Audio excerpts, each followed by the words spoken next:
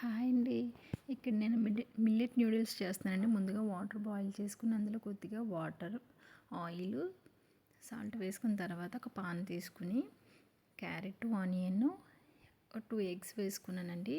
ఇక్కడ మనకి న్యూడిల్స్ అనేవి బాగా కుక్ అయిపోయి, ఎగ్ ఇవన్నీ కూడా కుక్ అయిపోయి నేను ఇక్కడ మసాలా అనేది యూస్ చేశానండి. మసాలా వేసేసిన తర్వాత కుక్ చేసుకున్నటువంటి న్యూడిల్స్, తర్వాత అందులోనే సోయా సాస్ కూడా వేసానండి. వేసి ఫోర్క్ స్పూన్తో మాత్రమే దీన్ని మనం మిక్స్ చేస్తే అవి విడిపోకుండా ఉంటాయండి. చక్కగా మసాలా అంతా వాటికి పట్టేటట్లు వేసానండి. ఫోర్క్ స్పూన్తో యూస్ చేయడం వల్ల చూడండి ఏది కూడా మనకి తెగిపోకుండా ఉంటాయండి. నూడిల్స్ అనేవి చక్కగా వస్తాయి.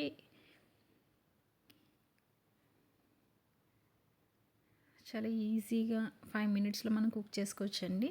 Thank you for watching.